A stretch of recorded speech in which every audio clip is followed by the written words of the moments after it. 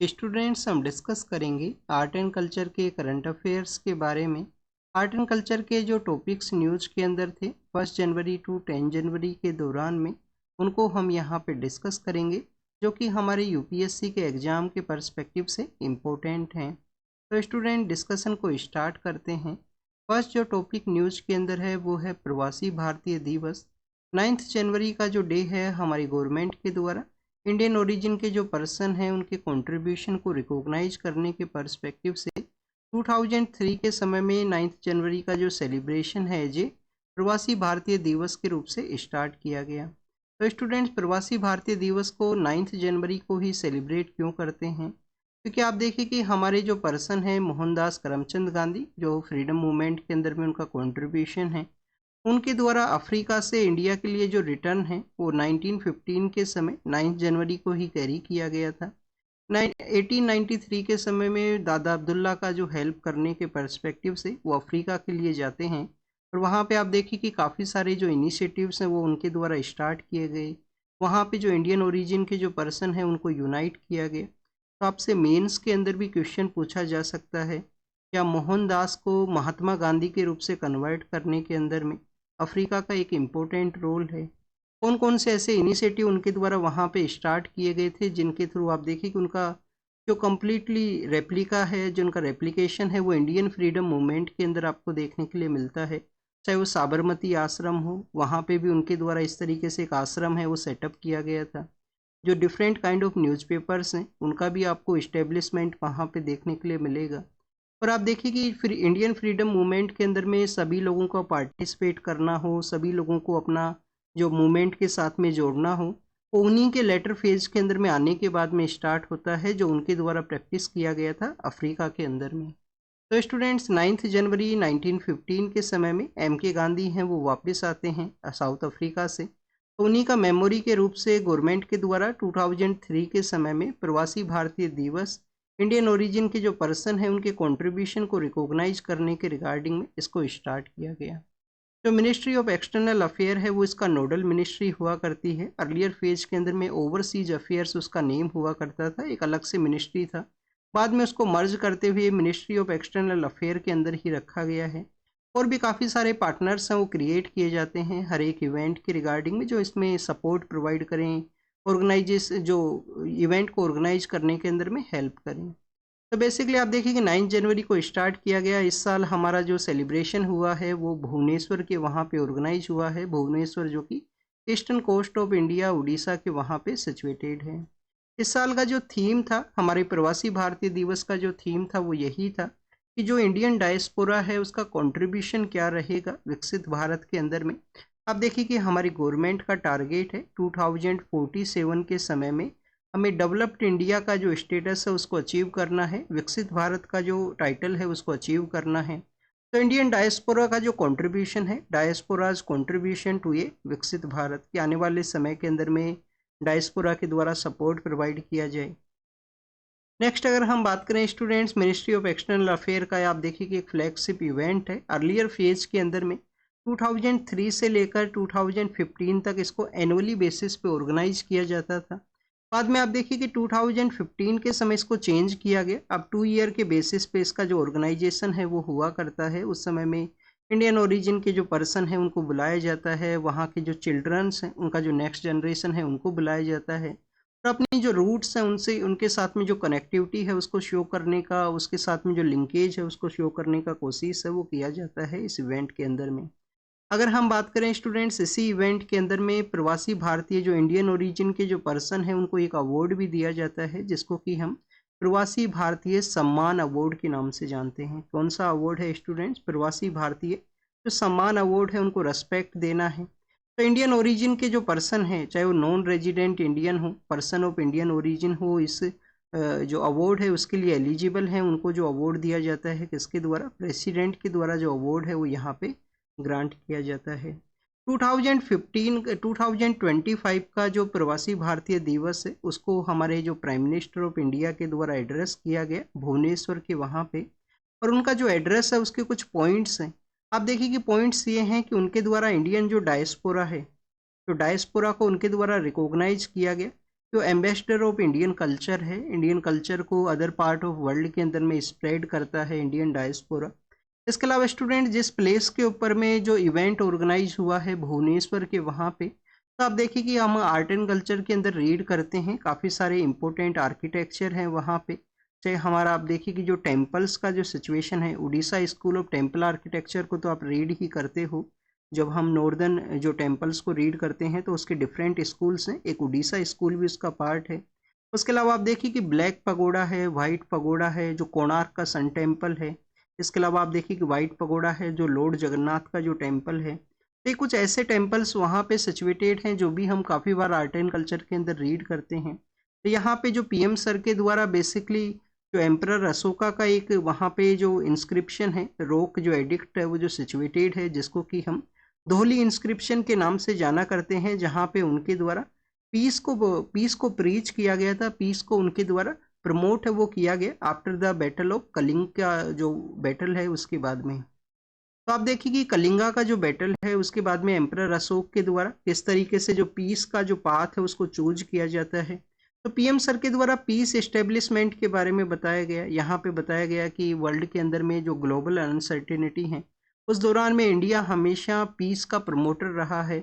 आने वाला जो फ्यूचर है वो बुद्ध का है, ना कि युद्ध का, ना कि वॉर का सिचुएशन नहीं है। हमें जो पीस है उसी को अडॉप्ट करना होगा। जब भी हम देखें कि पीस के बारे में रीड करते हैं तो आर्टिकल 51 आप जरूर से याद होना चाहिए आपको।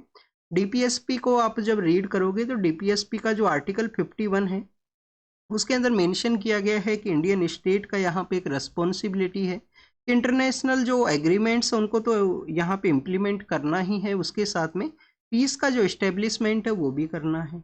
तो फर्स्ट स्टूडेंट्स जो पीएम सर का जो यहाँ पे एड्रेस था, डायस्पोरा का contribution, ambassador of Indian culture, peace का इस्टेब्लिशमेंट, धोली इंस्क्रिप्शन को मेंशन किया गया है। अशोका के कितने जो टोटल इंस्क्रिप्शन है, मेजर अगर हम रोक जो एडिक्ट्स के बारे में डिस्कस करें तो मेजरली आप देखिए कि 14 हैं। 14th मेजरली जो रोक एडिक्ट्स हैं जिसके अंदर में अशोका के द्वारा जो मैसेज है वो दिया गया है। आपसे क्वेश्चन इस तरीके से भी पूछा जा सकता है, अशोका के जो डिफरेंट नेम है, जैसे प्रियदर्शी एक उनका नेम है कि जो भगवान को जो प्रिय हैं, तो बेसिकली इस तरीके से उनका जो नेम है वो लिखा गया है उसी इंस्क्रिप्शन के ऊपर में। इसके अलावा आप देख क्वेश्चन ये भी पूछा जा सकता है कि कौन ऐसे किंग हैं, कौन ऐसे हमारे यहाँ पे एम्परर रहे हैं जिनके द्वारा अपनी जो पब्लिक है उसके साथ में कम्युनिकेशन है वो किया करते थे। तो पब्लिक के साथ में आप कम्युनिकेशन है इंस्क्रिप्शंस के अंदर में अपना जो उनका जो मैसेज है उसको स्प्रेड किया गया था उनके द्वारा। नेक्स्ट आप देखिए कि इंडियन जो डायस्पोरा है उसका माइग्रेशन हिस्ट्री को भी मेंशन किया गया पीएम सर के द्वारा। इंडियन डायस्पोरा का माइग्रेशन का एक हिस्ट्री है। मांडवी का जो रीजन है जो कहाँ पे है, गुजरात के अंदर में, वहाँ से आप देखिए कि ओमान का जो मस्कट है उसके लिए जो पर्सन्स का माइग्रेशन हुआ था उसको उनके द्वारा मेंशन किया गया था। इसके अलावा स्टूडेंट्स यहाँ पे बताया ये भी गया है कि जो गिरमिटिया बेसिकली कौन हुआ करते हैं, ऐसे कंट्री जहाँ पे लेबरर के रूप से ब्रिटिश अथॉरिटीज़ के द्वारा इंडियन पर्सन्स को ले जाया गया था, वो गिरमिटिया पर्सन्स हैं। तो एक बार आप देखिए कि प्रवासी भारतीय दिवस का जब सेलिब्रेशन हुआ था तो गिरमिटिया जो कंट्रीज हैं उन्हीं के जो मेंबर्स हैं उनको इनवाइट किया गया था उस थीम के दौरान में। तो यहाँ पे जो गिरमिटिया कंट्री जहाँ पे लेबरर्स के रूप से इंडियन पर्सन्स को ले जाया गया था, चाहे टी प्लांटेशन हो, कॉफ़ी का जो वर्क हो, उसके रिगार्डिंग में, तो उनको उनका जो हिस्ट्री है उसको basically as a part of यहाँ पे एकेडमिक सेक्टर का जो पार्ट है वो ये होना चाहिए।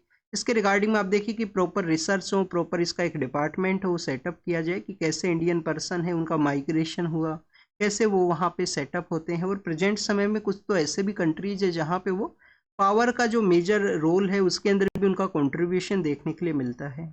धौली इंस्क्रिप्शन के बारे में अगर हम डिस्कस करें, रोक एडिक्ट है अशोका का, यहाँ पे जो ब्राह्मरी स्क्रिप्ट है उसके अंदर में लिखा गया है। प्रकृत जो लैंग्वेज है उसको यूज किया गया है। प्रकृत लैंग्वेज आप देखिए कि अभी रिसेंटली इसको क्लासिकल लैंग्वेज का जो स्टेटस है वो भी दिया गया है गवर्नमेंट के द्वारा। कौन सा लैंग्वेज है जिनको कि क्लासिकल लैंग्वेज का स्टेटस दिया गया है रिसेंटली? तो आप देखिए कि 6 न्यू लैंग्वेज हैं जिसके अंदर में स्टूडेंट्स आपको देखने के लिए मिलेगा। पाली है, प्रकृत है, पाली है, प्रकृत है, आसामीज है, वेस्ट बंगाली है, और स्टूडेंट्स मराठी है। पाली है, प्रकृत है, आसामीज है, वेस्ट बंगाल के अंदर में जो बंगाली लैंग्वेज है, और स्टूडेंट्स मराठी है। इससे अर्लियर फेज के अंदर में कुछ लैंग्वेज हुआ करती थी। फोर्थ तो हमारे सदर्न पार्ट ऑफ इंडिया का लैंग्वेज था। सदर्न पार्ट ऑफ इंडिया के अंदर में आप देखिए कि तमिलनाडु के वहाँ पे कौन सा लैंग्वेज बोला जाता है, तमिल है। फिर आप देखिए कि आंध्र प्रदेश एंड तेलंगाना के वहाँ पे तेलुगु है, तमिल और तेलुगु हुआ। फिर उसके बाद में स्टूडेंट्स कर्नाटका के अंदर में कन्नड़ लैंग्वेज है, और केरल के वहाँ पे कौन सा लैंग्वेज है, वो मलयालम है। तो 4 लैंग्वेज तो आप देखिए कि सदर्न पार्ट ऑफ इंडिया से हुआ करती थी। फिर आप देखिए कि संस्कृत लैंग्वेज है और ओडिया लैंग्वेज है।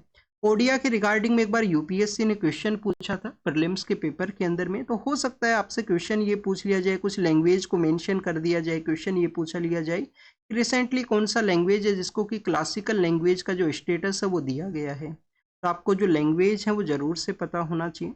तो स्टूडेंट्स, रोक एडिक्ट है अशोका का, धोली इंस्क्रिप्शन ब्राह्मरी स्क्रिप्ट के अंदर लिखा हुआ है, प्रकृत लैंग्वेज के अंदर में है, अशोका का जो कमिटमेंट है पीस के रिगार्डिंग में उसको यहाँ पे ये शो करता है। पीस के रिगार्डिंग में अशोका का जो कमिटमेंट था उसको ये शो करता है। धौली कहाँ पे सिचुएटेड है, भुवनेश्वर के ही नियर बाई एरिया के अंदर में है। और आप देखिए कि दया रिवर का जो बैंक है उसके ऊपर ये सिचुएटेड है। दया रिवर वहाँ से जो पास है वो करती है। अब ये जो दया रिवर है ये एक और वजह से न्यूज़ के अंदर हुआ करती है।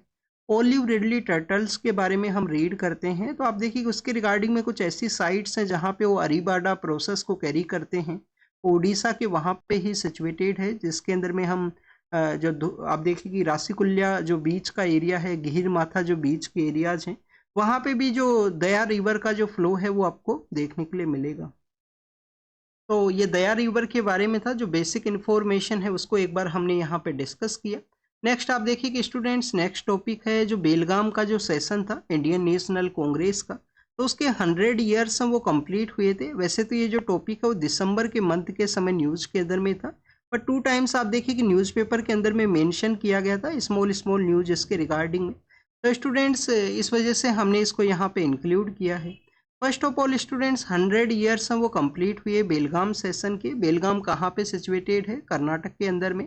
जैनिज्म के पर्सपेक्टिव से भी एक इम्पोर्टेंट प्लेस है स्टूडेंट्स बेलगाम। आपको पता होना चाहिए कि जो दिगंबर एंड श्वेतांबर का जो फैक्शन डिवाइड होता है, वहाँ पे जो बेलगाम है वो काफ़ी ज़्यादा उसके रिगार्डिंग में रिकॉग्नाइज है वो किया जाता है, अगर आपने बुक के अंदर में उसको रीड किया होगा।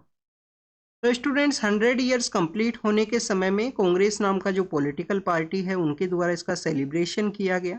अब आप देखिए कि इसका जो इम्पोर्टेंस है वो क्या है। अभी हमने एम के गांधी के कंट्रीब्यूशन के बारे में रीड किया। 9 जनवरी को हम सेलिब्रेट करते हैं उनका जो डे है। जब गांधी जी इंडिया के लिए आते हैं तो इंडियन नेशनल कांग्रेस को नहीं ज्वाइन करते हैं इनिशियल पार्ट के अंदर में। उस समय होम रूल मूवमेंट भी आप देखिए कि एग्जिस्टेंस के अंदर हुआ करता था, उसको भी वो नहीं पार्टिसिपेट करते हैं। उनके द्वारा इनिशियल फेज के अंदर में कम्प्लीटली इंडिया का जो टूर है वो किया गया था।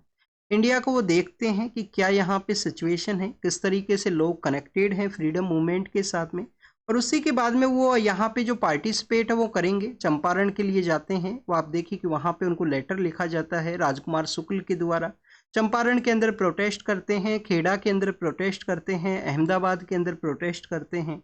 और बाद में आप देखिए कि उनके द्वारा नॉन कोऑपरेशन मूवमेंट है, काफ़ी सारे ऐसे मूवमेंट्स हैं वो फिर चलाए जाएंगे, वो आपको लेटर फेज के अंदर देखने के लिए मिलता है। तो 1924 का जो कांग्रेस सेशन है वो उनके द्वारा हेड किया गया था, एम के गांधी के द्वारा हेड किया गया था, जो कि कर्नाटक के वहाँ पे सिचुएटेड है। प्रेजेंट समय में इसको बेलगाम नहीं बेलागवी के नाम से जाना करते हैं। ओनली कांग्रेस सेशन है जिसको हेड किया गया, किसके द्वारा, एम के गांधी के द्वारा हेड किया गया। अगर हम सेशन के जो इम्पोर्टेंट रेजोल्यूशन है उनके बारे में डिस्कस करें, तो आप देखिए कि जो खादी का जो प्रैक्टिस है, खादी को जो हैंड स्पिनिंग के थ्रू जो प्रिपेयर किया जाता है उसको प्रमोट करने के बारे में बात किया गया। वैकोम सत्याग्रह जो उस समय एग्जिस्टेंस के अंदर में था, तो वैकोम के जो सत्याग्रही हैं उनके स्ट्रगल को रिकॉग्नाइज किया गया, उनको प्रेज किया गया है उस समय में कि कास्ट डिस्क्रिमिनेशन है उसको हमें रोकना चाहिए।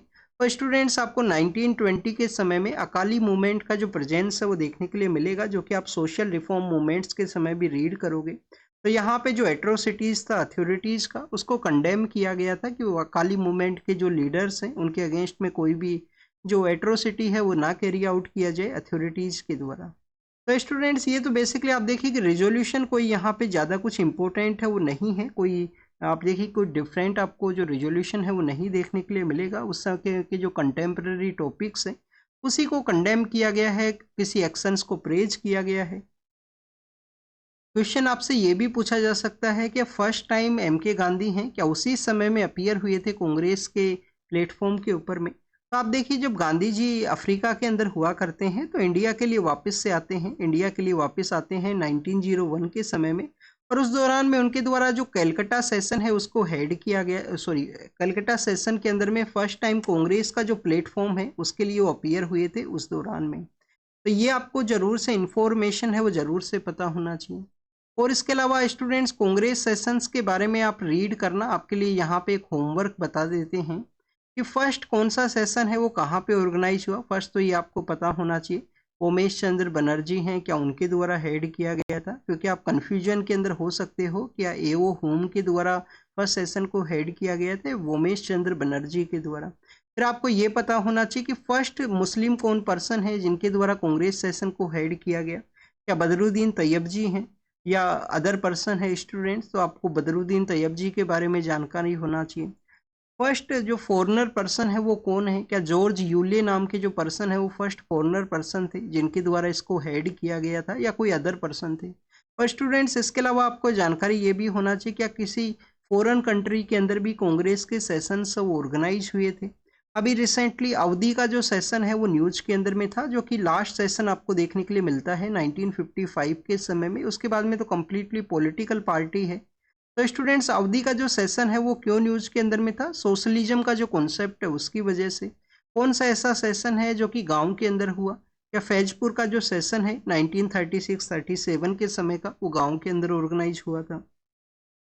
तो ऐसे आपको जो बेसिक इन्फॉर्मेशन रीड करना चाहिए जब भी आप न्यूज़ के अंदर रीड करते हो इन सब के बारे में, ये आपका कुछ होमवर्क्स है, इस तरीके से आप इसको रीड करना। नेक्स्ट अगर हम बात करें स्टूडेंट्स इंडस वैली सिविलाइजेशन का जो स्क्रिप्ट्स हैं उसके बारे में है। अब ये टॉपिक क्यों न्यूज के अंदर में था, इंडस वैली सिविलाइजेशन का जो स्क्रिप्ट है तमिलनाडु गवर्नमेंट के द्वारा प्राइज है उसको अनाउंस किया गया कि जिस भी पर्सन के द्वारा, एक तो आप देखिए कि जो तमिलियन उस समय का जो कल्चर है क्या उसका किसी तरीके से लिंकेज है इंडस वैली सिविलाइजेशन के साथ में। और स्टूडेंट्स यहाँ पे डेसिफर करने के रिगार्डिंग में प्राइज को अनाउंस किया गया है कि इंडस वैली सिविलाइजेशन का जो सील्स है क्या उनका जो किस तरीके से स्क्रिप्ट है वो लिखा गया है, क्योंकि अभी तक आपको इंडस वैली सिविलाइजेशन का जो सील है उनका जो स्क्रिप्ट का जो डेसिफर है वो नहीं देखने के लिए मिलेगा कि क्या वहाँ पे ओवरऑल मीनिंग है उस राइटिंग का जो कि आपको सील्स के ऊपर में जो लिखा हुआ है। स्टूडेंट्स आप देखिए कि रिसेंटली इंडस वैली सिविलाइजेशन के जो 100 ईयर्स हैं वो भी कंप्लीट हुए हैं। 1924 का वो समय है, 1924 का वो समय है जब इंडस वैली सिविलाइजेशन के रिगार्डिंग में लिखा है वो गया था, वो उसका पब्लिकेशन है वो पब्लिक डोमेन के अंदर में आता है। उससे पहले इंडियन जो आर्कोलॉजिस्ट है उनके द्वारा आप देखिए कि सर्वे है वो किया गया जिसके अंदर में आपको दयाराम साहनी हैं, आर.डी. बनर्जी हैं, वो इम्पोर्टेंट जो आर्कोलॉजिस्ट हैं वो देखने के लिए मिलेंगे। बट इसके बाद में जॉन मार्शल के द्वारा इसको पब्लिक किया जाता है। किस तरीके से एक एंशिएंट सिविलाइजेशन है वो मिला है, तो 100 ईयर्स हैं वो भी कंप्लीट हुए हैं। तो एग्जाम के पर्पज से इसका जो इम्पोर्टेंस है 2019 का आप देखिए कि पेपर देखिए प्रीलिम्स का, जिसके अंदर एक क्वेश्चन ये पूछ लिया गया था यूपीएससी के द्वारा। उस साइट्स वहाँ पे आपको मेंशन की गई थी, क्वेश्चन ये पूछ लिया गया था कि इनमें से कौन सी जो साइट है वो हड़प्पन साइट है वो नहीं है। तो आपसे क्वेश्चन किसी भी तरीके से फ्रेम किए जा सकते हैं, डिटेल के अंदर प्रिपरेशन है उसको कैरी करना है, एक क्वेश्चन को ही करेक्ट करना है तो हार्ड वर्क है तो काफ़ी अच्छे से आपको करना होगा। इंडस वैली सिविलाइजेशन के बारे में अगर हम बात करें, हड़प्पन सिविलाइजेशन के नाम से भी इसको जानते हैं। 2000 के आसपास जो साइट्स हैं वो सिचुएटेड हैं इस कुछ 1.5 मिलियन स्क्वायर किलोमीटर का जो एरिया है उसके अंदर में। तो प्रेजेंट समय का अगर हम टेरिटरीज के बारे में डिस्कस करें तो पंजाब है, सॉरी पाकिस्तान है, अफगानिस्तान है और इंडिया का जो एरिया है वहाँ पे ये सिचुएटेड है। ब्रॉन्ज एज का जो समय है उसको ओवरऑल यहाँ पे आप देखिए कि जो लार्जर एरिया के अंदर बताया गया है, लार्जर टाइम पीरियड के अंदर में, इस ब्रॉन्ज एज के उस समय के अंदर में बेसिकली इसका जो इस्टेब्लिशमेंट है वो आपको देखने के लिए मिलेगा। आप देखिए कि इसका जोग्राफिकल जो एरिया है वो वाइडर है। वर्ल्ड की जो अदर जो कंटेम्प्रेरी सिविलाइजेशन हुआ करती थी, चाहे वो मेसोपोटामियम सिविलाइजेशन हो, इजिप्ट का जो सिविलाइजेशन हो, उनका कंटेम्प्रेरी के अंदर में जो जोग्राफिकल लोकेशन है वो इसका लार्जर है वो बताया गया है। दयाराम साहनी जिनके द्वारा हड़प्पा के रिगार्डिंग में जो आर्कोलॉजिस्ट का जो एक्टिविटी है वो किया गया था, वहाँ पे उनको सील्स वो मिलती हैं, पेंटेड पोट्री मिलती है, बीड्स मिलती हैं। और आप देखिए कि उनको इनके द्वारा जो इन्फॉर्मेशन है वो की जाती है, जो इनके हेड हुआ करते थे जॉन मार्शल उनको। और स्टूडेंट्स ये वो फर्स्ट पर्सन है दयाराम सानी, जो कि आर्कोलॉजिकल सर्वे ऑफ इंडिया, जो कि फर्स्ट इंडियन डायरेक्टर है वो बनते हैं लेटर फेज के अंदर में। क्या आर्कोलॉजिकल सर्वे ऑफ इंडिया के जो डायरेक्टर हैं उस ऐसा भी जो सवाल है वो यूपीएससी के द्वारा पूछे जाते हैं। तो यस स्टूडेंट्स, 2019 का ही प्रीलिम्स का पेपर था, क्वेश्चन वहाँ पे पूछ लिया गया था कि कौन आर्कोलॉजिकल सर्वे ऑफ इंडिया के जो फाउंडर थे, कौन थे स्टूडेंट्स? अलेक्जेंडर कनिंगम थे आर्कोलॉजिकल सर्वे ऑफ इंडिया के। अभी आप देखिए कि रिसेंटली जो हमारा इंडियन मीटरोलॉजिकल डिपार्टमेंट है उसके भी कुछ ईयर्स हैं वो कंप्लीट हुए हैं 150 के आसपास, तो उसको भी आपको रीड करना चाहिए। क्या कब उसका सेटअप हुआ, कौन सा मिनिस्ट्री के अंडर में है, इनिशियल जो फेज था उस दौरान में कौन इंपॉर्टेंट पर्सन थे जो कि आईएमडी से रिलेटेड थे। दयाराम सानी जो आप देखिए कि जिनके द्वारा फाइंडिंग्स के अंदर वे बताया गया कुछ चीज़ें उनको मिलती हैं। फिर हमारे आरडी बनर्जी साहब हैं जिनके द्वारा 1922 के समय मोहनजोदारो है जो प्रेजेंट समय में पाकिस्तान के अंदर में है, वहाँ पे उनको पोट्री हैं, कुछ सील्स हैं, कुछ कॉपर के जो प्रोडक्ट्स हैं। कॉपर कहाँ से सप्लाई हुआ करता था? इंडस वैली सिविलाइजेशन के अंदर में। राजस्थान के अंदर एक जगह है खेतड़ी, वहाँ पे आपको प्रेजेंट समय भी कॉपर का माइंस देखने के लिए मिलेगा। और आप देखिए कि गणेश्वर नाम की भी एक जगह है जहाँ से कॉपर का जो रॉ मटेरियल है वो सप्लाई हुआ करता था इंडस वैली सिविलाइजेशन को। तो ये कुछ ऐसी जो साइट्स वो उनके द्वारा ऐसी कुछ थिंग्स हैं उनको बेसिकली कलेक्ट है वो किया गया अपने उन आर्कोलॉजिकल जो उनका जो सर्वे था उसके अंदर में। मोहनजोदारो, हड़प्पा, इसके अलावा आप देखिए कि अदर जो साइट्स हैं ये कुछ पाकिस्तान के अंदर में सिचुएटेड हैं। इंडिया के अंदर अगर हम बात करें राखी गढ़ी जो कि हरियाणा के अंदर में है, धोलावीरा जो कि आपको गुजरात के अंदर देखने के लिए मिलेगा। तो आप देखिए कि कुछ प्रेजेंट जो साइट्स हैं वो इंडिया के अंदर सिचुएटेड हैं।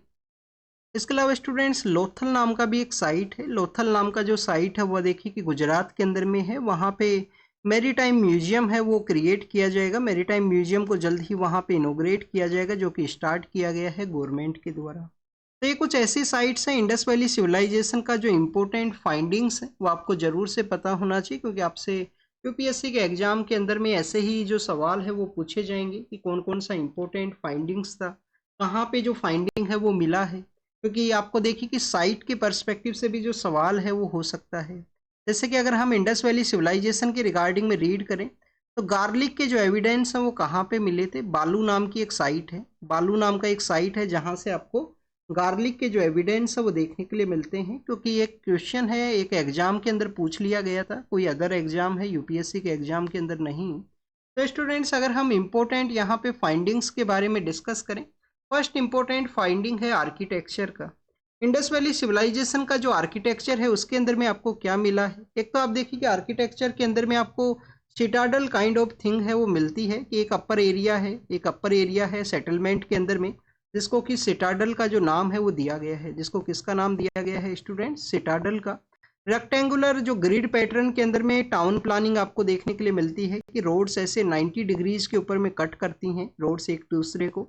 तो वन ऑफ द इम्पोर्टेंट यहाँ पे टाउन प्लानिंग का एक वन ऑफ द आर्किटेक्चर है।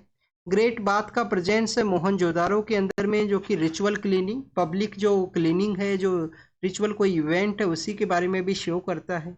तो कुछ ऐसी चीज़ें हैं वो मिली हैं। आप देखिए कि लोअर पार्ट के अंदर में जो सेटलमेंट के जो एरियाज हैं उनके हाउस होल्ड का जो प्लेस है वो लिटिल बिट लोअर है, जो शो ये करता है कि हो सकता है कि वहाँ पे सोसाइटी के अंदर में सम काइंड ऑफ सेग्रीगेशन हो सकता है। एक रूलिंग क्लास हो सकता है, बिजनेस क्लास हो सकता है, अदर वहाँ पे जो लेबरर पर्सनस हैं, जो हाउस होल्ड का जिस तरीके से साइज है उसके रिगार्डिंग में ये बताया गया है आर्किटेक्चर के पर्सपेक्टिव से।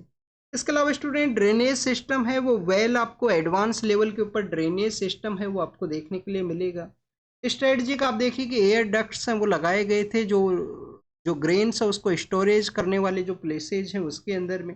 ग्रेट बाथ वहाँ पे मिला है। इसके अलावा वर्किंग क्लास के बारे में हमने यहाँ पे डिस्कस किया। नेक्स्ट अगर हम बात करें स्टूडेंट सील्स के बारे में, सील्स भी वहाँ पे मिली हैं। मोस्टली आप देखिए कि जो सील हैं वो स्क्वायर का शेप के अंदर हुआ करती थी, बट ऐसा नहीं है कि सिर्फ स्क्वायर के अंदर ही है, ट्रायंगुलर जो सील है वो भी आपको देखने के लिए मिलेगा। और भी आप देखिए कि काफ़ी अदर टाइप की जो सील्स हैं वो हुआ करती थी जिसमें रेक्टेंगुलर भी हैं, बट मोस्टली जो सील हैं वो स्क्वायर के अंदर में है। एक रिवर स्टोन हुआ करता है, स्टेटाइट नाम का जो रिवर स्टोन है जिसको कि सॉफ्ट स्टोन के नाम से भी जानते हैं, उसका ये मैक्सिमम जो सील है वो बना करती थी। काफ़ी बार आप देखिए कि सील्स का ही जो पार्ट है उसके अंदर में यहाँ पे आप देखिए कि होल होगा, उसको किसी डेट किसी आप देखिए कि डोर से बांध के और गले के अंदर पहन लिया जाता है, जिसको कि हम प्रेजेंट समय में ताबीज के नाम से भी जानते हैं। तो सील्स का जो यूज है इस तरीके से भी हुआ करता था। पिक्टोग्राफिक स्क्रिप्ट के अंदर लिखा गया है जो अभी तक डेसिफर नहीं है, बाई डायरेक्शनल राइटिंग आपको देखने के लिए मिलेगा। और एग्जाम्पल के अंदर में आप देखिए कि पशुपति सील है जो आपको एक एग्जाम्पल के अंदर में देखने के लिए मिलेगा। यूनिकॉर्न सील है, यूनिकॉर्न सील है। एग्जाम के अंदर में आपसे क्वेश्चन ये पूछा जा सकता है कि क्या इनका पर्पज हुआ करता था सील का। कॉमर्शियली मेन पर्पज है, क्योंकि अदर जो एरियाज हैं वहाँ, अदर जो कंटेम्प्रेरी साइट्स हैं वहाँ पे भी ये मिली है। तो स्टूडेंट्स फर्स्ट ऑफ ऑल आप देखिए कि आर्किटेक्चर है, सेकंड वहाँ पे इंपॉर्टेंट सील्स हैं। ब्रोंज का जो यूज है वो अच्छा हुआ करता था। ब्रोंज के काफ़ी सारे फिगर्स मिले हैं, डांसिंग गर्ल हैं, बुल फ्रॉम द कालीबंगा है। तो स्टूडेंट्स ब्रोंज का जो आर्किटेक्चर वहाँ पे बनाया जाता था, एक लोस्ट वैक्स टेक्निक हुआ करती है, जिसके अंदर में कम्प्लीटली वैक्स के ऊपर कवरेज करते हुए बनाया जाता है बेसिकली ब्रोंज का जो एक्टिविटी। तो लोस्ट वैक्स टेक्निक को यूज करते हुए जो डांसिंग गर्ल हैं उनको यहाँ पे बनाया गया है। तो ये बेसिकली आप देखिए कि यहाँ पे इस प्रैक्टिस को बताया गया। एडवांस वहाँ पे जो मेटलर्जिकल जो प्रैक्टिस है वो भी आपको देखने के लिए मिलेगा। टेराकोटा है वो भी बनाई गई है वहाँ पे।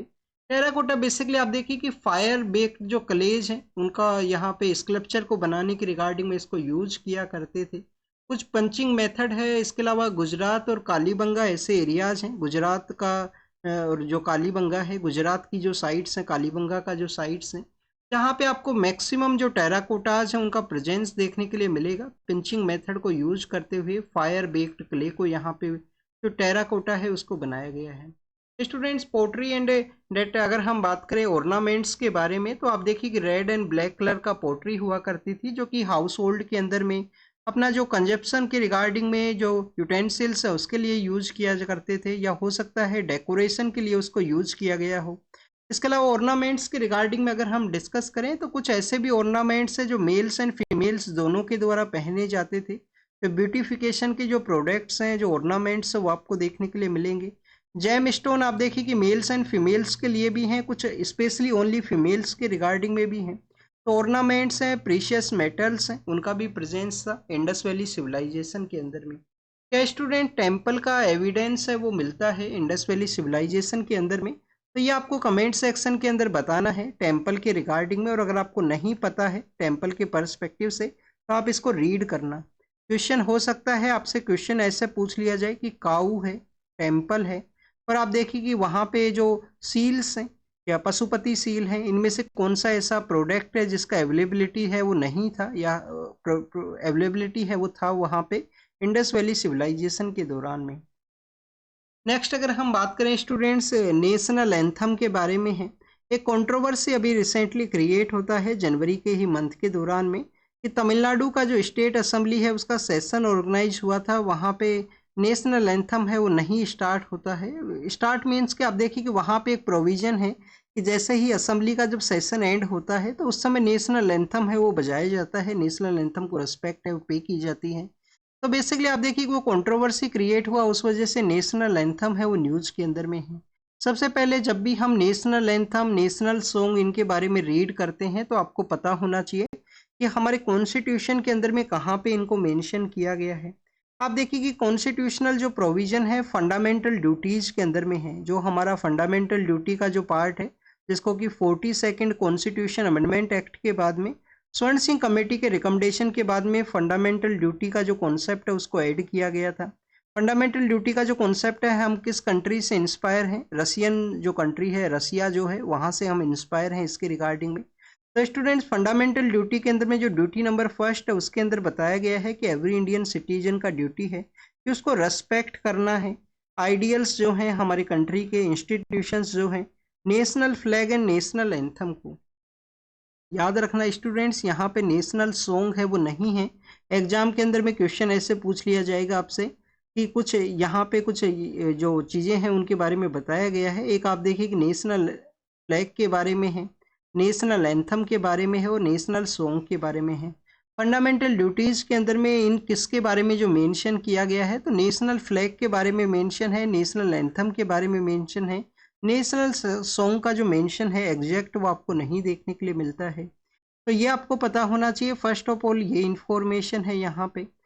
आप देखिए कि फ्लैग कोड के बारे में तो अभी यूपीएससी ने 2022 के समय में या 23 के समय में क्वेश्चन पूछा था यूपीएससी के द्वारा, और 23 के समय ही ये क्वेश्चन यहाँ पे पूछा गया था कि जो हमारा नेशनल एंथम है जिसको कि इंग्लिश के अंदर जब ट्रांसलेट किया गया, कौन सी जगह पे किया गया था, आंध्र प्रदेश के अंदर में ये जगह है जिसको कि मदनपल्ली के नाम से जानते हैं। ये जो सवाल है वो यूपीएससी ने अभी रिसेंटली प्रीलिम्स के पेपर के अंदर पूछा है। तो हमारा जो नेशनल एंथम है वो कौन सा है, जनगण मन हमारा नेशनल एंथम है। 1911 के समय लिखा जाता है किनके द्वारा, रविंद्रनाथ टैगोर जी के द्वारा, जिनका कि शांति निकेतन भी न्यूज के अंदर में था। वो कहाँ पे है, वेस्ट बंगाल के वहाँ पे। तो स्टूडेंट्स नेशनल एंथम इनके द्वारा लिखा गया। इंडियन नेशनल कांग्रेस का वो कौन सा सेशन है जिसके अंदर में इसको गाया जाता है, फर्स्ट टाइम इसको गाया गया था डेट नेशनल एंथम को। तो स्टूडेंट्स 1911 के समय ही कहाँ पे सेशन ऑर्गेनाइज हुआ, कैलकाटा के वहाँ पे सेशन ऑर्गेनाइज हुआ था। अब आपको यहाँ पे एक इंटरेस्टिंग फैक्ट पता होना चाहिए, इंडियन नेशनल कांग्रेस का वो कौन सा सेशन है जहाँ पे नेशनल जो हमारा सॉन्ग है उसको फर्स्ट टाइम गाया गया था।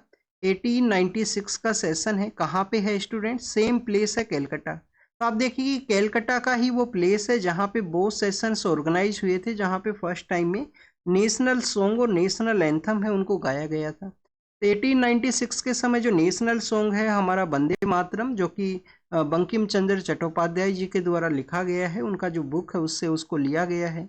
और आप देखिए कि रविंद्रनाथ टैगोर जिनके द्वारा जनगण मन है नेशनल एंथम है उसको लिखा गया, जिसको 1911 के कांग्रेस सेशन के अंदर फर्स्ट टाइम गाया गया। 1919 के समय में 1919 के समय में आप देखिए कि जो बंगाली से इसका जो ट्रांसलेशन है इंग्लिश के अंदर में कर दिया गया था, मदनपल्ली नाम की जो जगह है आंध्र प्रदेश के अंदर में। अब यूपीएससी के द्वारा क्या क्वेश्चन पूछा गया है, यूपीएससी 2021 के समय क्वेश्चन पूछा गया कि with the reference to Madanapalle of Andhra Pradesh which of the following statement is correct. क्या जो पिंगाली वेंकैया है, पिंगाली वेंकैया कौन पर्सन है जिनके द्वारा इंडियन जो फ्लैग है उसको आप देखिए कि डिजाइन है वो किया गया था। इंडियन फ्लैग को डिजाइन किसके द्वारा किया गया था, पिंगाली वेंकैया के द्वारा। क्या उनके द्वारा यहाँ पे इसको डिजाइन किया गया था मदनपल्ली के वहाँ पे। तो आप देखिए कि ये स्टेटमेंट है इनकरेक्ट है, इस तरीके का किसी भी तरीके का इंफॉर्मेशन है वो नहीं है। पट्टाभी सीतारमैया जो कि आपको लेटर फेज के अंदर में स्टेट जो रीऑर्गेनाइजेशन है उसके समय भी आपको न्यूज़ के अंदर देखने के लिए मिलेंगे। तो आप देखिए कि पट्टाभी सीतारमैया क्या उनके द्वारा क्विट इंडिया मूवमेंट को आंध्रा का जो रीजन है वहाँ से लीड किया गया। रविंद्रनाथ टैगोर के द्वारा क्या इसको ट्रांसलेट किया गया, यस स्टूडेंट्स ये स्टेटमेंट करेक्ट है। और जो मैडम बेलास्की हैं जो कर्नल ओलकोट हैं जिनका क्या यहाँ पे थियोसॉफिकल जो सोसाइटी है जो यहाँ पे फर्स्ट टाइम आप देखिए कि सेटअप हुआ था, फर्स्ट ईयर यहाँ पे सेटअप होता है।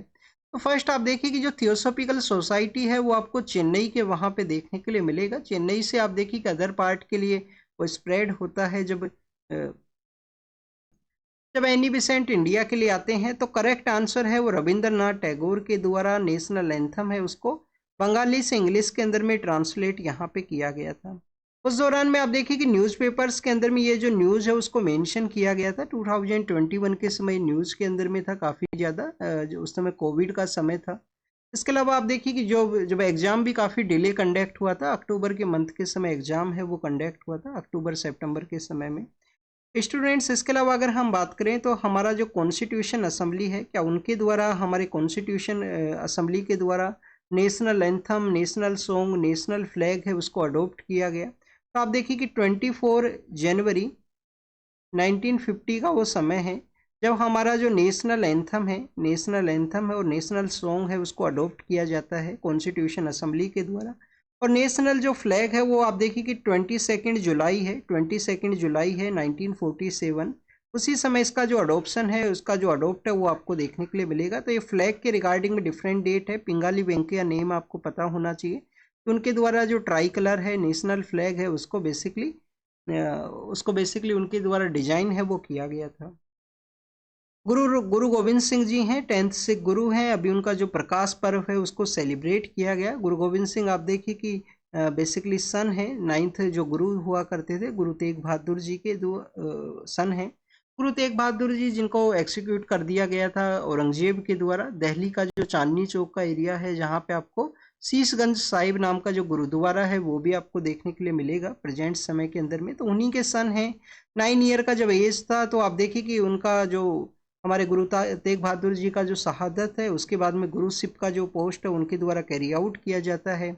उस समय में जो मुगल जो रूलर हुआ करते थे औरंगजेब, औरंगजेब का टाइम पीरियड कौन सा है स्टूडेंट्स? औरंगजेब का टाइम पीरियड है बेसिकली 1658 से लेकर 1707। आपको इस तरीके से जो कंटेम्प्रेरी टाइम पीरियड है वो पता होना चाहिए। यूपीएससी ऐसे क्वेश्चन है वो पूछ लेता है कि कौन से जो पर्सन है वो कंटेम्प्रेरी है एक दूसरे के। आप देखिए कि गुरु गोविंद सिंह जी के द्वारा काफ़ी कुछ जो वर्क है वो किया गया था। जो हमारा सिख रिलीजन है उसके अंदर में सभी लोगों को यूनाइट करने के पर्सपेक्टिव से इनका काफ़ी अच्छा वर्क है। 1699 के समय में इनके द्वारा खालसा का जो इस्टेब्लिशमेंट है, इंस्टीट्यूशन ऑफ खालसा है, उसको इस्टेब्लिश किया गया इनके द्वारा। पंच प्यारे का जो कॉन्सेप्ट है, 5 केज का जो कॉन्सेप्ट है वो इंट्रोड्यूस करते हैं स्टूडेंट्स उस दौरान में। और स्टूडेंट्स इनका जो अल्टीमेट यहाँ पे एम यही था कि जो जो सिख रिलीजन से रिलेटेड जो पर्सन है उनको यूनाइट किया जा सके। इनके द्वारा आप देखिए कि अपना जब ये गुरुशिप का जो पोस्ट है उसके लिए आते हैं तो इनके द्वारा बेसिकली जो नेक्स्ट गुरु है, गुरुशिप का जो पोस्ट है उसको वहाँ पे एंड किया जाता है कि कोई पर्सन है वो गुरु है वो नहीं रहेगा। और इनके द्वारा गुरु ग्रंथ साहिब है, गुरु ग्रंथ साहिब को ही लिविंग गुरु का जो स्टेटस है वो दिया गया। इसके अलावा स्टूडेंट्स इनके द्वारा आप देखिए कि जो मैन्यूस्क्रिप्ट है गुरु ग्रंथ साहिब उसको भी फाइनलाइज है, उसको भी वहाँ पे फाइनलाइज है वो किया गया है। कुछ इनके कंपोजिशन भी हैं, कुछ इनकी राइटिंग्स भी हैं। जफरनामा इनका एक राइटिंग है जो इनके द्वारा चमकौर साहिब का जब बैटल है 1704 के समय में चमकौर बैटल ऑफ चमकौर साहिब है उसके बाद में इनके द्वारा लिखा जाता है। दसम ग्रंथ है वो भी इनके द्वारा ही लिखा गया है। तो इस तरीके से इनका कुछ राइटिंग्स भी हैं। एग्जाम के अंदर में हो सकता है कि आपसे क्वेश्चन इनके राइटिंग्स के बारे में पूछ लिया जाए, बैटल्स के पर्सपेक्टिव से क्वेश्चन पूछ लिया जाए, तो वो आपको पता होना चाहिए। एक आपको पंजाब के अंदर में होला मोहल्ला जो फेस्टिवल है वो भी देखने के लिए मिलेगा अभी मार्च के समय में या फरवरी के समय में। तो होला मोहल्ला जो फेस्टिवल है जो कि आनंदपुर साहिब के वहाँ पे मेजरली सेलिब्रेट हुआ करता है। तो आप देखिए कि होला मोहल्ला जो फेस्टिवल है तो उसको इनके द्वारा स्टार्ट है वो किया गया था। जब भी हम पंजाब के बारे में रीड करते हैं तो गटका नाम का एक मार्शल आर्ट है। गटका नाम का जो मार्शल आर्ट है क्या उसको भी गुरु गोविंद सिंह जी के द्वारा ही प्रमोट किया गया था? यस स्टूडेंट्स, गुरु गोविंद सिंह जी के द्वारा उसको प्रमोट किया गया। जो निहिंग सिक्स हुआ करते हैं जो कि आपको ब्लू कलर का जो ड्रेस है उसके अंदर देखने के लिए मिलते हैं। तो आप देखिए कि उनको भी आप देखिए कि इनके द्वारा ही जो प्रमोट है वो किया गया था कि कैसे यहाँ पे जफरनामा के अंदर में उनकी राइटिंग के अंदर यही बताया गया है उनके द्वारा बेसिकली कि कैसे आप देखिए कि जो स्वॉर्ड है वो उठाना पड़ता है, अपना जो लैंड है अपना जो टेरिटरी है उसको प्रोटेक्ट करने के पर्सपेक्टिव से। तो ये गुरु गोविंद सिंह जी के बारे में है। जन्म इनका पटना के अंदर होता है और आप देखिए कि इनका जो रेस्टिंग प्लेस है वो आपको जो आपको महाराष्ट्र के अंदर में एक गुरुद्वारा है वो इनके नेम के ऊपर में डेडिकेटेड है नांदेड़ के अंदर में। तो this is all the information related to the Guru Gobind Singh ji के बारे में। नेक्स्ट आप देखिए कि टोडा ट्राइब के बारे में है। और टोडा ट्राइब का वहाँ पे एक फेस्टिवल सेलिब्रेट हुआ करता है जिसके अंदर में आने वाला जो ईयर है उसके रिगार्डिंग में वो डिस्कस किया करते हैं। तो उसको भी बेसिकली न्यूज़पेपर के अंदर मेंशन किया गया। टोडा ट्राइब कहाँ पे रहा करती है? नीलगिरी का जो एरिया है वहाँ पे गैदर हुआ करते हैं। मोनबो है जो इनका हेड टेम्पल है वहाँ पे गैदर हुआ करते हैं। इनका ये जो फेस्टिवल है मोदवेर तो उसको ये सेलिब्रेट करते हैं जिसके अंदर में आने वाला जो ईयर है उसके प्लान्स को डिस्कस किया करते हैं। टोडा ट्राइब आप देखिए कि one of the agriculture sector या एनिमल हस्बेंड्री के रिगार्डिंग का ट्राइब है जिनके द्वारा अपनी जो बेफेलोज हैं उनको बेसिकली हर्डिंग का जो एक्टिविटी है वो करवाया करते हैं नीलगिरी के जो ग्रास लैंड्स है वहाँ पे। और नीलगिरी के अंदर में आप देखिए कि जो सोलाज हैं नीलगिरी के जो फॉरेस्ट एरियाज हैं जो कि एक हाइट के ऊपर आपको देखने के लिए मिलेंगे, ज्योग्राफी के अंदर आप इसको रीड करोगे तो वहाँ पे आप देखिए कि उनका भी जो एक्सटेंसिव यूज है वो किया करते हैं अपना जो इनका जो सेटलमेंट एरिया है उसको कंस्ट्रक्ट करने के रिगार्डिंग या इनका जो हाउस होल्ड है उसको कंस्ट्रक्ट करने के पर्सपेक्टिव से। इनका बेसिकली आप देखिए कि एक सेटलमेंट हुआ करता है जिसके अंदर अराउंड द 25 जो टोडा फैमिलीज हैं वो रहा करती हैं। टोडा ट्राइब का आप देखिए कि टोडा वुमेन्स का एक सोल भी है जो कि जिसको जीआई टैग है वो दिया गया था गवर्नमेंट के द्वारा 2000 13 के समय में। तो this is all the information related to the Toda tribe के बारे में। अब आप देखिए कि नीलगिरी के एरिया के अंदर में है टोडा ट्राइब, तो कुछ अदर ट्राइब्स भी आपको पता होना चाहिए नीलगिरी के एरिया के अंदर में, जो कि सदर्न पार्ट है, कम्प्लीटली सदर्न पार्ट है वेस्टर्न घाट्स का, और जहाँ पे तमिलनाडु है, केरल है, कर्नाटका है, अपना एरिया है, वो शेयर करते हैं। कुमी फोक डांस जो कि आपको सदर्न पार्ट ऑफ इंडिया, जिसके अंदर में स्पेशली जो तमिलनाडु एंड केरल का जो एरिया है वहाँ पे इसको जो बेसिकली परफॉर्म है वो किया करते हैं। अभी रिसेंटली जो कुमी फोक डांस है वो न्यूज़ में इस वजह से था कि टंगस्टन का एक ब्लॉक है जिसकी माइनिंग का जो एक्टिविटी है उसको अलाउ किया गया था, वहाँ पे लोगों के द्वारा प्रोटेस्ट किया गया मदुरई के अंदर में, और ये प्रोटेस्ट के दौरान में कुम्मी जो फोक डांस है उसको परफॉर्म है वो किया गया था लोगों के द्वारा, जो प्रोटेस्ट करने वाले पर्सन हैं। और बाद में आप देखिए कि गवर्नमेंट के द्वारा वो माइनिंग का जो ब्लॉक है उसको भी रिजेक्ट कर दिया गया, उसको नल कर दिया गया वहाँ पे। तो कुम्मी बेसिकली एक फोक डांस है जो तमिलनाडु एंड केरल के वहाँ पे पॉपुलर है। सदर्न इंडिया का जो वुमेन्स है उनके द्वारा सर्किल करते हुए इस डांस को परफॉर्म किया जाता है, सर्किल के अंदर में क्लैप करते हो हैंड के साथ में। और आप देखिए कि उस समय जब म्यूजिक का प्रेजेंस नहीं हुआ करता था, उस समय में म्यूजिकल जो इंस्ट्रूमेंट है वो नहीं हुआ करते थे, उस समय बेसिकली ये डांस ओरिजिनेट हुआ था। मैक्सिमम क्वेश्चन किस तरीके से पूछा जा सकता है, क्वेश्चन आपसे 3 जो डांस है वो मेंशन कर दिए जाएंगे और एरिया बता दिया जाएगा कि कालबेलिया जो डांस है वो तमिलनाडु के अंदर में है, कुम्मी जो डांस है क्या राजस्थान के अंदर में है, या आपको बता दिया जाएगा कि गरबा का जो डांस है क्या आंध्र प्रदेश के अंदर में है, कौन सा पेयर है वो करेक्ट है, एक भी पेयर यहाँ पे करेक्ट है वो नहीं है। कालबेलिया राजस्थान के अंदर में है, कुम्मी तमिलनाडु एंड केरल एंड कर्नाटका के कुछ पार्ट के अंदर में सेलिब्रेट होता है। पर आप देखिए कि गरबा का जो डांस है वो बेसिकली आपको गुजरात के अंदर देखने के लिए मिलेगा। नेक्स्ट अगर हम बात करें स्टूडेंट्स, एक एडवर्टाइजमेंट है वो भी पब्लिश हुआ था लद्दाख के जो प्रोडक्ट्स हैं उनके बारे में, जिसके अंदर में आप देखिए कि लद्दाख के जो जीआई टैग्स हैं, जो जोग्राफिकल इंडिकेशन के जो टैग्स हैं, क्योंकि आप देखिए कि 10 ईयर का एक टैग हुआ करता है, कोई यूनिक अगर वहाँ पे कोई सिंबल है, कोई यूनिक प्रोडक्ट है किसी भी एक एरिया से रिलेटेड, और एवरी 10 ईयर के बेसिस पे इसको रिन्यू है वो किया जाता है। जैसे वर्ल्ड के अंदर में ट्रिप्स का जो कॉन्सेप्ट है उसी के अकॉर्डिंग में आपको ये लद्दाख का जो हमारे यहाँ पे जो जोग्राफिकल इंडिकेशन का जो प्रोसेस है वो देखने के लिए मिलता है। एडवर्टाइजमेंट के अंदर में लद्दाख का आप देखिए कि जो पश्मीना वर्क है उसको बताया गया है, लद्दाख का वूल का जो वर्क है वो भी आपको देखने के लिए मिलेगा। लद्दाख के अंदर में लकड़ी का जो कार्विंग है वो भी हुआ करता है, लकड़ी के जो प्रोडक्ट्स हैं वो बनाए करते हैं, अच्छा जो कार्विंग का एक्टिविटी के साथ में। एक बेसिकली वहाँ पे एक प्रोडक्ट है रक्त से कार्पे एप्रीकोट, जो कि फर्स्ट जीआई टैग है लद्दाख को जब से यूटी बनाया गया है। और स्टूडेंट्स वहाँ पे आपको एक और प्रोडक्ट है जो कि आप देखिए कि जिसको कि हमारे हिली एरियाज का जो गोल्ड है उसके नाम से जाना करते हैं। तो बेसिकली स्टूडेंट सी बकथॉर्न है, सी बकथॉर्न है जो कि एक प्रोडक्ट है, विटामिन्स का जो कंजप्शन है उसके अंदर में ये हेल्प करता है, न्यूट्रिशनल वैल्यू को ये इम्प्रूव करता है। तो सी बकथॉर्न नाम का जो प्रोडक्ट है उसको भी यहाँ पे जीआई टैग है लद्दाख के वहाँ पे। इसके अलावा स्टूडेंट्स जो ख्वाजा मोइनुद्दीन चिश्ती का जो दरगाह है जो कि अजमेर के अंदर सिचुएटेड है उसको भी मेंशन किया गया था। हमारे जो मिनिस्टर हैं वो वहाँ पे उर्स के अंदर में गए थे जो कि वहाँ पे सेलिब्रेट हुआ करता है। तो उर्स बेसिकली एक डेथ एनिवर्सरी है ख्वाजा मोइनुद्दीन चिश्ती का, एक आपको मई जून के समय में भी वो दरगाह है वो न्यूज़ के अंदर में हुआ करता है। ख्वाजा मोइनुद्दीन चिश्ती हमारा जो सूफी ऑर्डर है, सूफी ऑर्डर इंडिया के अंदर में प्रमोट किए थे सूफीज्म का जो जब समय था मेडिवल हिस्ट्री के समय में। और आप देखिए कि बाहर से जो इन्वेडर्स इंडिया के लिए आते हैं दिल्ली सल्तनत के समय में, उसी दौरान में उनके द्वारा इंडिया के अंदर में अप्रोच है वो किया गया था। तो ये कुछ ऐसे जो टॉपिक्स हैं जो न्यूज़ के अंदर रहे हैं जिनको कि हमने यहाँ पे डिस्कस किया। आप भी इनको रीड एंड रिवाइज कीजिए, जो भी इंफॉर्मेशन आपको मिला है उसको आप बेसिकली रीड करना, रिवाइज करना, और जो क्वेश्चन आज आपसे पूछे गए हैं उनको कमेंट सेक्शन के अंदर ज़रूर से बताना, और उसी तरीके से अपना जो पढ़ाई लिखाई है उसको कैरी कीजिए। Thank you students, thank you very much.